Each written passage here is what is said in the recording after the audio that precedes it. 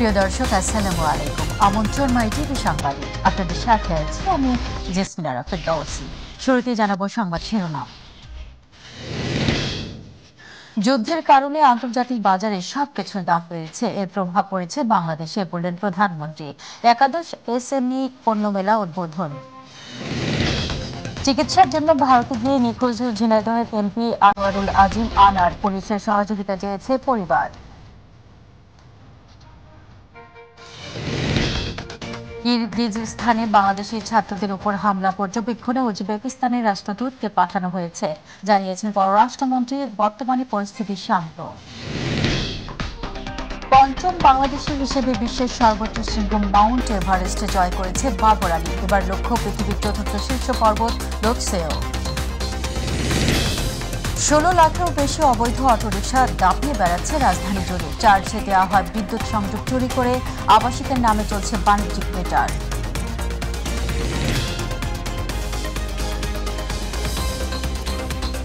শুনছিলেন সংবাদ শিরোনাম, এবার চলে যাব পুরো সংবাদে। প্রধানমন্ত্রী শেখ হাসিনা বলেছেন, যুদ্ধের কারণে আন্তর্জাতিক বাজারে সবকিছুর দাম বেড়েছে, এর প্রভাব পড়েছে বাংলাদেশে। তিনি জানান, মূল্যস্ফীতি নিয়ন্ত্রণে সরকার আপ্রাণ চেষ্টা করছে। বঙ্গবন্ধু আন্তর্জাতিক সম্মেলন কেন্দ্রে জাতীয় ক্ষুদ্র ও মাঝারি শিল্প পণ্য মেলার উদ্বোধনী অনুষ্ঠানে একথা বলেন তিনি। নারী পুরুষকে সমানভাবে উদ্যোক্তা করতে পারলে দেশ দ্রুত এগিয়ে যাবে উল্লেখ করে উৎপাদনের পাশাপাশি উৎপাদিত পণ্যের নতুন নতুন বাজার তৈরির পরামর্শ দেন সরকার প্রধান। আরও জানাচ্ছেন রাকিব হাসান। রাজধানীর বঙ্গবন্ধু আন্তর্জাতিক সম্মেলন কেন্দ্রে 11তম জাতীয় ক্ষুদ্র ও মাঝারি শিল্প পণ্য মেলা 2024-এর উদ্বোধনী অনুষ্ঠানে যোগ দেন প্রধানমন্ত্রী শেখ হাসিনা।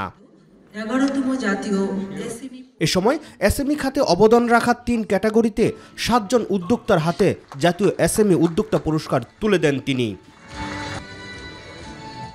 প্রধানমন্ত্রী তার বক্তব্যে ক্ষুদ্র ও মাঝারি শিল্প খাতের উন্নয়নে সরকারের নেওয়া নানা উদ্যোগের কথা তুলে ধরেন। আমরা শিল্প খাতে এখন 100টা অর্থনৈতিক অঞ্চল করে দিচ্ছি, সেখানে বিনিয়োগ আমরা চাচ্ছি, কিন্তু আমি শুধু বিদেশি বিনিয়োগ চাই না, আমি দেশি বিনিয়োগ চাই।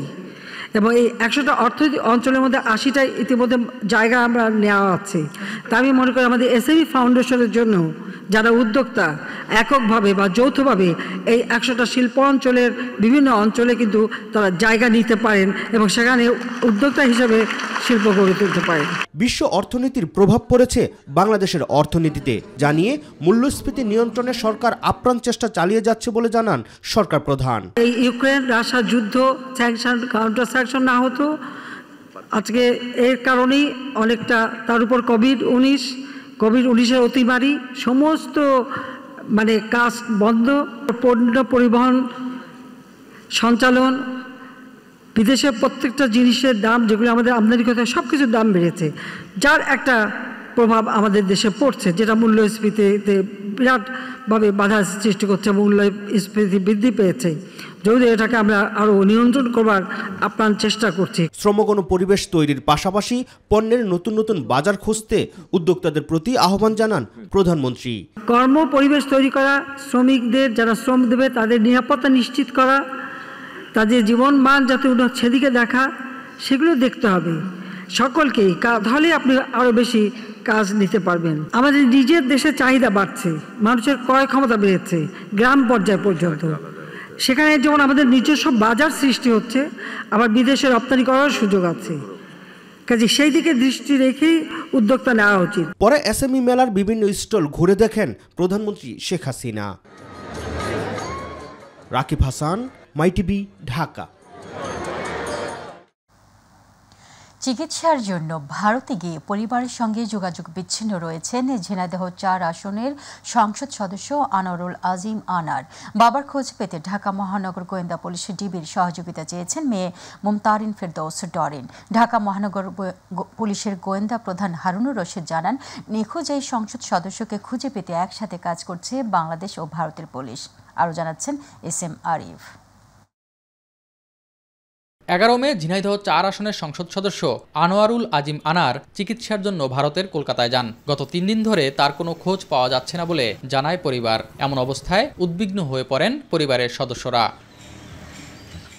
সংসদ সদস্য বাবা আনোয়ারুলের খোঁজ পেতে ডিবি কার্যালয়ে আসেন মেয়ে মুমতারিন ফেরদৌস ডরিন। ডিবির অতিরিক্ত কমিশনার হারুনুর রশিদের সাথে দেখা করে বাবার নিখোঁজের বিষয়টি জানান তিনি।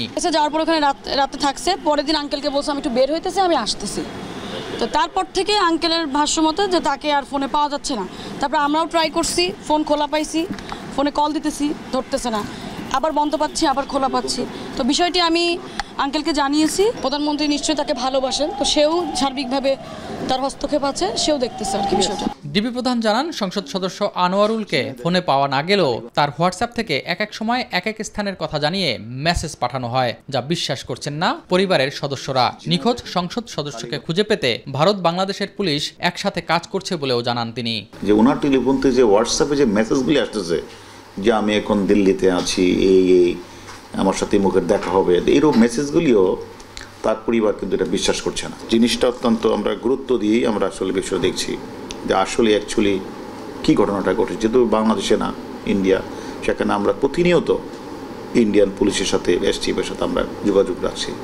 আমাদের উদ্দেশ্যটা হচ্ছে যে আসলে যে মানে কারণটা কি, ওনার টেলিফোন মানে মাঝে মাঝে খুলে মাঝে মাঝে বন্ধ হচ্ছে, বা ইন্ডিয়ান নাম্বারটাও বন্ধ হচ্ছে, খুলছে, এটা কারা করছে, কি কোনো ব্ল্যাকমেলের শিকার হয়েছে কিনা, সব কিছু এসে আমরা ইন্ডিয়ান পুলিশের সাথে যোগাযোগ করে আমরা এটা বের করার চেষ্টা করছি। 2014 সাল থেকে ঝিনাইদহ 4 আসনে টানা 3 মেয়াদে সংসদ সদস্য নির্বাচিত হন আনোয়ারুল আজিম আনার। SM Arif, MyTV, Dhaka. কিরগিজস্তানে বাংলাদেশি ছাত্রদের উপর হামলা পর্যবেক্ষণে উজবেকিস্তানের রাষ্ট্রদূতকে পাঠানো হয়েছে বলে জানিয়েছেন পররাষ্ট্রমন্ত্রী ডক্টর হাসান মাহমুদ।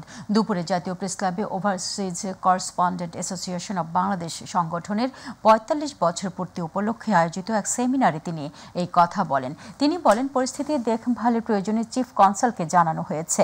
এ সময় তিনি আরও বলেন, এই হামলায় কোনো বাংলাদেশি ছাত্র গুরুতর আহত হবার সংবাদ নেই পররাষ্ট্র মন্ত্রণালয়ের কাছে। বর্তমানে কিরগিজস্তানে পরিস্থিতি অনেকটাই শান্ত বলেও জানান পররাষ্ট্রমন্ত্রী। আমরা ইতিমধ্যেই কিরগিজস্তানে আমরা আমাদের ডিপ কনসার্ন কিরগিজস্তানকে আমরা জানিয়েছি। সেখানে যে বিদেশি ছাত্রদের উপর বাংলাদেশি, বিশেষ করে বাংলাদেশি ছাত্রদের উপর যে হামলা হয়েছে, সেজন্য আমাদের ডিপ কনসার্ন আমরা ব্যক্ত করেছি। আমাদের রাষ্ট্রদূত আমাদের কিরগিজস্তানে নাই, উজবেকিস্তানে আমাদের রাষ্ট্রদূত আছে। রাষ্ট্রদূতকে সেখানে আমরা যেতে বলেছি এবং কিরগিজস্তানের কর্তৃপক্ষ তারা জানিয়েছে তারা পরিস্থিতি নিয়ন্ত্রণে এনেছে।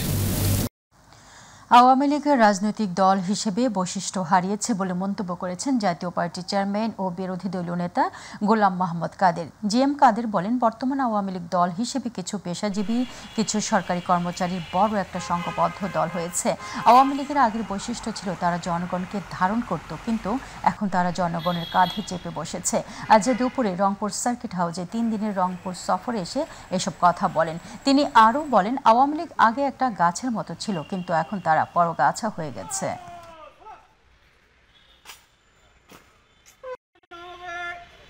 আওয়ামী লীগের আগে বৈশিষ্ট্য ছিল তারা জনগণকে ধারণ করত, এখন জনগণের কাঁধে চেপে বসে গেছে। আগে তারা একটা গাছের মতো ছিল যে তাদের ছায়া সবাই বিশ্রাম নিতে পারে, এখন সেটা হয়ে গেছে একটা পরগাছা। সেই আওয়ামী লীগ এখন একটা এমন সংঘবদ্ধ গোষ্ঠী, তাদের কতগুলো কাল্ট বলে ইংরেজিতে, সিউএল কাল্ট, সেই কাল্ট হিসেবে তারা দল চালাচ্ছে। তাদের অন্ধ মানে অ্যালিজিয়েন্স আর আনুগত্য লিডারশিপের দিকে, এবং সেখানে অপ্রয়োজনীয় এবং অনেক হাস্যকর অনেক ধরনের কার্যক্রম তারা একটা রিচুয়ালস হিসেবে করে যাচ্ছে। ঋণ খেলাপি এবং অর্থ পাচারকারীরা সবাই আওয়ামী লীগের রাজনীতির সাথে জড়িত, আর তাদের তথ্য আড়াল করতেই বাংলাদেশ ব্যাংকে সাংবাদিকদের প্রবেশের উপর বিধিনিষেধ আরোপ করা হয়েছে বলে অভিযোগ করেছেন বিএনপির সিনিয়র যুগ্ম মহাসচিব রুহুল কবির রিজভী আহমেদ। রাজধানীর নয়াপল্টনে দলের কেন্দ্রীয় কার্যালয়ে সংবাদ সম্মেলনে এই অভিযোগ করেন তিনি। দুর্নীতি এবং পাচারের কারণে অর্থনৈতিক শৃঙ্খলা পুরোপুরি ধ্বংস হয়ে দেশের অবস্থা ভয়াবহ রূপ ধারণ করেছে বলে মন্তব্য করেন তিনি। ওবায়দুল কাদের সাহেব বলেছেন যে সাংবাদিকরা বাংলাদেশ ব্যাংকে ঢুকবে না। আপনাদের যে মাফিয়ারা, তাদের কথা যেন জনগণ জানতে না পারে, এই কারণেই সাংবাদিকদেরকে বাংলাদেশ ব্যাংকে ঢুকতে দেওয়া হচ্ছে না বা হবে না বলে বিধিনিষেধ জারি করা হচ্ছে। পঞ্চম বাংলাদেশি হিসেবে বিশ্বের সর্বোচ্চ শৃঙ্গ মাউন্ট এভারেস্টে জয় করেছে বাবর আলী। রোববার বাংলাদেশ সময় সকাল 8:30টায় এভারেস্টে চূড়ায় ওঠেন তিনি। হিমালয়ের শীতধারায় চূড়া জয়ের জন্য বাবর যাত্রা শুরু করেছিলেন 1 এপ্রিল। চূড়াটি পর্বতের 15,500 ফুট উপরে। বিস্তারিত জুবাইর রহমানের রিপোর্টে। সকাল 8:30টা পঞ্চম বাংলাদেশি হিসেবে পৃথিবীর শীর্ষ পর্বত মাউন্ট এভারেস্টের চূড়ায় বাংলাদেশের লাল সবুজ পতাকা ওড়ালেন বাবর আলী। 11 বছর প্রতীক্ষার পর আরও একবার উড়েছে দেশের পতাকা। হিমালয়ের শীতিধার চূড়া জয়ের জন্য বাবর আলী রওনা দিয়েছিলেন 1 এপ্রিল। চূড়াটি পর্বতের 15,500 ফুট ওপরে। জানা যায় বাবরের আসল লক্ষ্য শুধু এভারেস্ট নয়, সঙ্গে লাগোয়া পৃথিবীর চতুর্থ শীর্ষ পর্বত লোৎসেও। রোববার ক্যাম্প 4-এ নেমে মাঝরাতে আবারও শুরু করবেন দ্বিতীয় লক্ষ্যের যাত্রা। লোৎসেতে ইতিপূর্বে কোনো বাংলাদেশি সামিট করেননি এবং কোনো বাংলাদেশি একই অভিযানে 2টি 8,000ই শৃঙ্গ চড়েননি। তাই লক্ষ্য পূরণ হলে বাবর আলী করবেন এ বিপজ্জনক যাত্রার বাংলাদেশের ইতিহাসের এক নতুন অধ্যায়ের সূচনা। চলতি বছরের 1 এপ্রিল নেপালের উদ্দেশ্যে দেশ ছাড়েন বাবর আলী। পর্বতের চূড়ায় উঠতে সময় লাগে 2 মাসের মতো। উল্লেখ্য, এভারেস্টের চূড়ায় ওঠেন প্রথম বাংলাদেশি নারী হিসেবে নিশাত মজুমদার। এরপর একে একে এভারেস্ট জয় করেন M A Muhith, Wasfia Nazrin O Khaled Hossain. Jubair Rahman, my TV news. Metro রেলের মতো জনবান্ধব পরিবহনের উপর 15% ভ্যাট আরোপ করায় এনবিআরের উপর ক্ষোভ প্রকাশ করেছেন সড়ক পরিবহন ও সেতুমন্ত্রী ওবায়দুল কাদের। দুপুরে রাজধানীর একটি হোটেলে মেট্রো রেল ব্র্যান্ডিং অনুষ্ঠানে তিনি এই কথা বলেন। মন্ত্রী জানান, প্রধানমন্ত্রীর সাথে আলোচনার পরে ইতিবাচক আশ্বাস পাওয়ায় এনবিআরের এমন সিদ্ধান্ত প্রত্যাহার করা হতে পারে। শৃঙ্খলা এবং পরিষ্কার পরিচ্ছন্নতা ঠিক রাখতে মেট্রো রেলের ব্যবহারকারীদের প্রতি অনুরোধ জানান তিনি। এ সময় রাজধানীকে ফিটনেসবিহীন যানবাহন মুক্ত করতে 2 মেয়রের সহযোগিতা চান সড়ক পরিবহন ও সেতুমন্ত্রী ওবায়দুল কাদের। হঠাৎ করে এখানে 15% ভ্যাটের ঘোষণা, ভারতে কি সেটা আছে? ভারতে কোনো ভ্যাট, তাহলে আমরা কেন করব? আমি মাননীয় প্রধানমন্ত্রীকে বিষয়টি জানিয়েছি যে এনবিআর এর সিদ্ধান্ত, this is not right, this is wrong decision. এটা হয় না, এতে মেট্রো রেলের সুনামটা নিচ্ছে। প্রধানমন্ত্রী বলেছেন তিনি বিষয়টি পুনর্বিবেচনার ব্যাপারে আশ্বাস দিয়েছেন। প্রায় 16 লাখেরও বেশি ব্যাটারি চালিত অটোরিকশা দাপিয়ে বেড়াচ্ছে রাজধানী জুড়ে। এসব যানবাহন চার্জ করতে প্রয়োজন বিদ্যুতের, আর এই বিদ্যুৎ আসে অধিকাংশ সংযোগ চুরি করে, নতুবা আবাসিক মিটারের নামে বাণিজ্যিকভাবে চালানোর মাধ্যমে। যদিও এসব অবৈধ বাহন নির্মূলে কাজ করছে ট্রাফিক বিভাগ। হাসান বিশ্বাসের ক্যামেরায় আবু সাইদ অপুর ধারাবাহিক প্রতিবেদনের আজ দেখুন প্রথম পর্ব।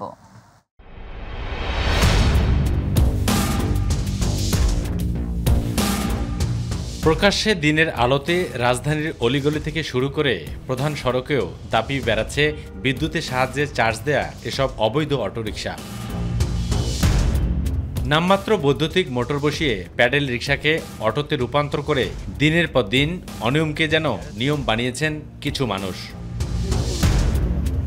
বাস্তবতা যখন এমন, তখন আমাদের গন্তব্য তেজগাঁও এলাকার একটি গ্যারেজে। নিজ চোখেই দেখুন বিদ্যুৎ দিয়ে কি তেলেসমাতি কারবার চালাচ্ছে অটো ব্যবসায়ীরা, কিভাবে প্রকাশ্যে দিচ্ছেন অটো রিকশা চার্জ।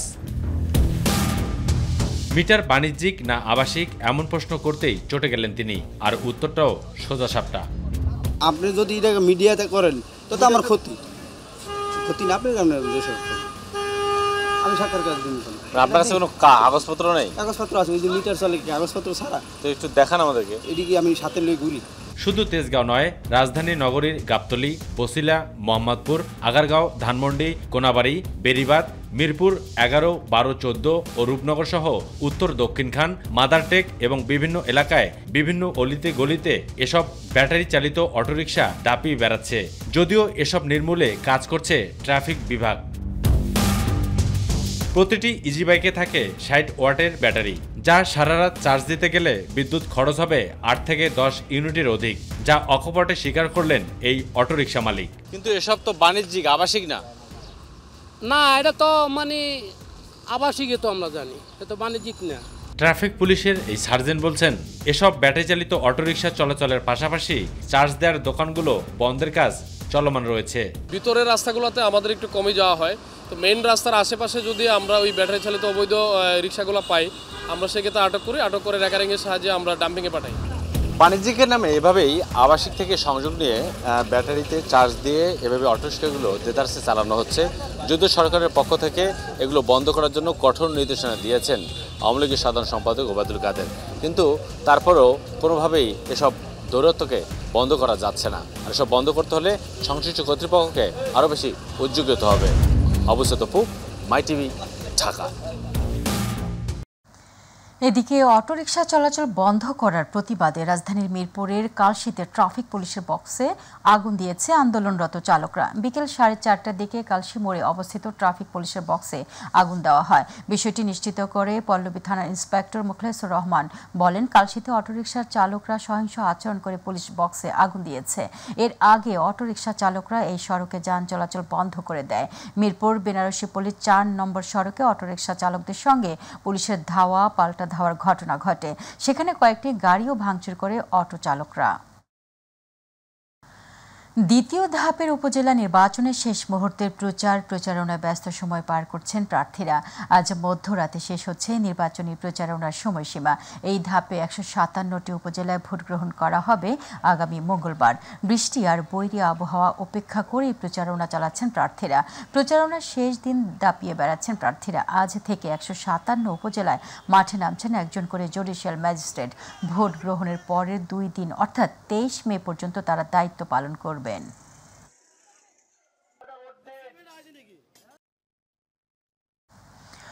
দক্ষিণ উপকূল জুড়ে আজ থেকে শুরু হয়েছে মৎস্য আহরণে 65 দিনের সরকারি নিষেধাজ্ঞা। কিন্তু জেলেরা বলছেন, দেশে নিষেধাজ্ঞা চলাকালীন সময়ে ভারতীয় জেলেদের আগ্রাসন বন্ধ করা যাচ্ছে না। তাই অনুপ্রবেশ ঠেকানোর পাশাপাশি সঠিক সময়ে সহায়তা প্রদানের দাবি মৎস্য শিকারীদের। প্রতিনিধি সাইফুল ইসলাম রয়েলের রিপোর্টে জানাচ্ছেন শামস তাবরিজ উচ্ছ্বাস। গভীর সমুদ্র থেকে সুনীল অর্থনীতির সক্ষমতা বাড়াতে 20 মে থেকে 23 জুলাই পর্যন্ত 65 দিনের নিষেধাজ্ঞা দিয়েছে মৎস্য বিভাগ। টানা এই অবরোধে হতাশা প্রকাশ করেছেন মৎস্য সংশ্লিষ্টরা। তারা বলছেন, দীর্ঘ এই নিষেধাজ্ঞার কবলে ধার দেনায় জড়িয়ে পড়েছেন সমুদ্রগামীরা। ফলে দুশ্চিন্তার ভাঁজ পড়েছে পরিশ্রমী এই মানুষগুলোর কপালে। অনেক জেলে আছে, কোনো অনুদান পায় না। এই 65 দিন তারা কিভাবে চলবে? আমরা ঝড় বন্যার কবলে পড়লে আমাদের জন্য তো কোনো পদক্ষেপ নেওয়া হয় না। এই মুহূর্তে যদি আরো 65 দিন অবরোধ দেয়, বিনা হয়ে পলাই যাওয়া ছাড়া কোনো উপায় নাই। তাদের অভিযোগ, নিষেধাজ্ঞার সুযোগে পার্শ্ববর্তী দেশের জেলেরা বাংলাদেশের জলসীমায় প্রবেশ করে ইলিশ শিকার করে নিয়ে যায়। ইন্ডিয়ান ট্রলার এই আমাদের মৌডুবির বয়ার কাছে এসে সব অনেক জালেরা মাছ ধরে। বন্ধ করলে একসাথে বন্ধ করতে হবে। এমনকি সংকটকালীন সময়ে সরকারের দেয়া খাদ্য সহায়তাও যৎসামান্য বলে জানান জেলেরা। সরকারের কাছে আমাদের অনুরোধ, আমরা চালটা ঠিক মতো পাই, বাড়াই দেওয়ার কথা আসলে বাড়াই দেয় না। যখন আমাদের বোট মার খেয়ে যায়, তলাইয়ে যায়, যাওয়ার পরে সরকার থেকে কোনো আর্থিক সহযোগিতা উদ্ধার করার জন্য কোনো সহযোগিতা আমরা পাচ্ছি না। এদিকে নিষেধাজ্ঞা পালনে সব ধরনের প্রস্তুতি গ্রহণের পাশাপাশি অভিযান অব্যাহত রাখার কথা জানান উপজেলা মৎস্য কর্মকর্তা। আমরা জেলেদেরকে সচেতন করেছি এবং আমরা উপজেলা প্রশাসন, আইনশৃঙ্খলা বাহিনী সহ মৎস্য অধিদপ্তর সার্বক্ষণিক এই 65 দিন আমাদের অভিযান এবং টহল জোরদার থাকবে। তবে ঝড় বন্যায় উপকূলীয় জেলেদের নিরাপত্তার লক্ষ্যে উদ্ধারযান জরুরি প্রয়োজন বলে জানান মৎস্য বিভাগের এই কর্মকর্তা। জেলেদের যেহেতু একটা দাবি রয়েছে, মৎস্য অধিদপ্তরের মাধ্যমে যদি কোনো রেস্কিউ বোটের মাধ্যমে যদি এই অভিযান পরিচালনা করা হয়, রেস্কিউ করা হয় বন্যার সময়, তাহলে আসলেই জেলেরা উপকৃত হবে। এই বিষয়ে আমরা সরকারকে যথাযথ মাধ্যমে আমরা অবহিত করব। শামস তাবরিজ উচ্ছ্বাস, মাই টিভি নিউজ ডেস্ক। এবার আমাদের কৃষি।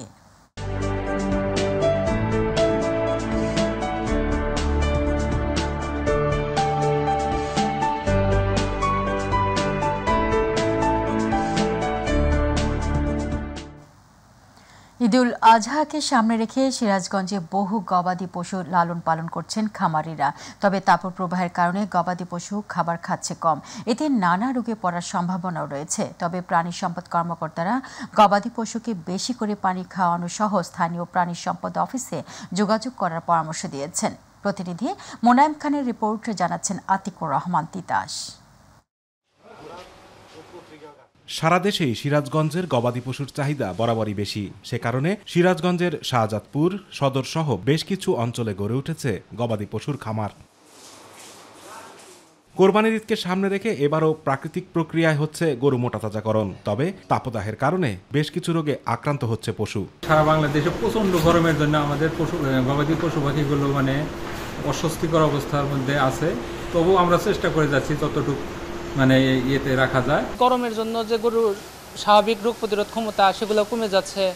গরমে সুস্থ রাখতে অতিরিক্ত পানি খাওয়ানো সহ প্রতিদিন 3 বার গোসল করাতে হবে গরুকে। সে কারণে এবার গরু মোটাতাজা প্রক্রিয়া অন্যান্য বারের তুলনায় কম হচ্ছে। দানাদার খাবারের দাম বেড়ে যাবার কারণে এবার খরচ কিছুটা বাড়তি হলেও লাভের মুখ দেখবেন বলে আশা করছেন খামারিরা। প্রাকৃতিক উপায়ে আমরা গরুগুলোকে লালন পালন করি, কিন্তু দানাদার খাদ্যর কারণে একটু সমস্যা, কারণ দানাদার খাদ্যর দাম একটু বেশি, সেই জন্য 3 বেলা ঝাবাইতে আছি।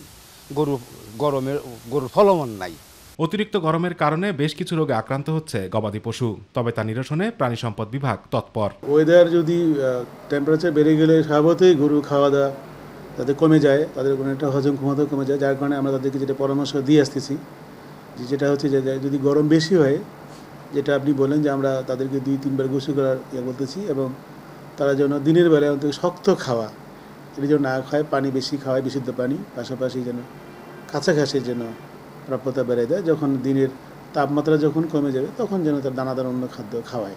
জেলা প্রাণী সম্পদ অফিসের তথ্য মতে জেলায় এবছর 6,24,000 গবাদি পশুর মজুদ রয়েছে। চাহিদা রয়েছে 2,17,000 পশুর। এবছর বাজার ভালো থাকলে অন্তত 2,500 কোটি টাকার বিক্রি লেনদেন হবার সম্ভাবনা রয়েছে। আতিকুর রহমান তিতাস, মাই টিভি। জনশক্তির প্রেরণে বাধা বিপত্তি দূর করে স্মার্ট বাইরা গড়ার প্রত্যয়ে সম্মিলিত গণতান্ত্রিক জোটের উদ্যোগে ঈদ পুনর্মিলনী ও আলোচনা সভার আয়োজন করা হয়। রাজধানীর মিন্টু রোডে বেগম ফজিলাতুন্নেসা কনভেনশন হলে এই আলোচনা সভা অনুষ্ঠিত হয়। আলোচনা সভার আগে মনোজ্ঞ সাংস্কৃতিক অনুষ্ঠানের আয়োজন করা হয়।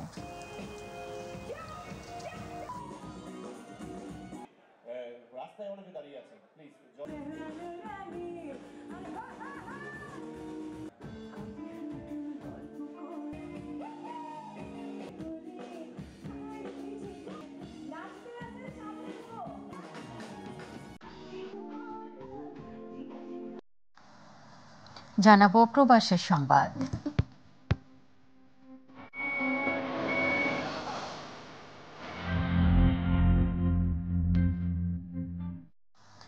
কুয়েতে বাংলাদেশের কূটনৈতিক সম্পর্কের 50 বছর পূর্তি উপলক্ষে 4 দিনব্যাপী চিত্র প্রদর্শনীর আয়োজন করা হয়েছে। কুয়েতের প্রতিনিধি আল আমিন রানা জানান, কুয়েতে বাংলাদেশ দূতাবাস এবং কুয়েত আর্টস অ্যাসোসিয়েশন যৌথ আয়োজনে দেশটির হাওয়ালিতে কুয়েত আর্টস অ্যাসোসিয়েশনের আয়োজন করা হয়। কুয়েতে নিযুক্ত বাংলাদেশের রাষ্ট্রদূত মেজর জেনারেল অবসরপ্রাপ্ত মোহাম্মদ আশিকুজ্জামান এবং কুয়েত আর্ট অ্যাসোসিয়েশনের সভাপতি আব্দুল রাসুল সালমান যৌথভাবে এই শিল্প প্রদর্শনীর উদ্বোধন করেন। প্রদর্শনীতে 2 বাংলাদেশি শিল্পীর আঁকা 100-টিরও বেশি চিত্রকর্ম প্রদর্শিত হয়। উদ্বোধনী অনুষ্ঠানে কুয়েতে নিযুক্ত বিভিন্ন দেশের রাষ্ট্রদূত, কুয়েত আর্টস অ্যাসোসিয়েশনের সদস্য, দূতাবাসের কর্মকর্তা কর্মচারী, প্রিন্ট ও ইলেকট্রনিক মিডিয়ার সদস্য এবং কুয়েতে বাংলাদেশ কমিউনিটির সদস্যরা উপস্থিত ছিলেন। সংবাদের শেষ প্রান্তে আমরা যাবার আগে আরও একবার জানিয়ে দিচ্ছি সংবাদ শিরোনামগুলো। যুদ্ধের কারণে আন্তর্জাতিক বাজারে সবকিছুর দাম বেড়েছে, এর প্রভাব পড়েছে বাংলাদেশে, বললেন প্রধানমন্ত্রী। একাদশ এসএমই পণ্য মেলার উদ্বোধন। চিকিৎসার জন্য ভারতে গিয়ে নিখোঁজ ঝিনাইদহ এমপি আনোয়ারুল আজিম আনার পুলিশের সহযোগিতা চেয়েছে পরিবার।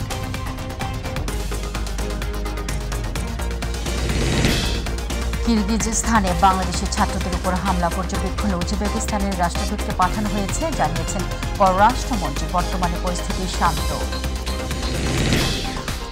পঞ্চম বাংলাদেশি হিসেবে বিশ্বের সর্বোচ্চ শৃঙ্গ মাউন্ট এভারেস্টে জয় করেছেন বাবর আলী। এবার লক্ষ্য পৃথিবীর 4র্থ শীর্ষ পর্বত লোকসে। 16 লাখেরও বেশি অবৈধ অটোরিকশা দাপিয়ে বেড়াচ্ছে রাজধানী জুড়ে। চার্জে দেওয়া হয় বিদ্যুৎ সংযোগ চুরি করে। আবাসিকের নামে চলছে বাণিজ্যিক মিটার।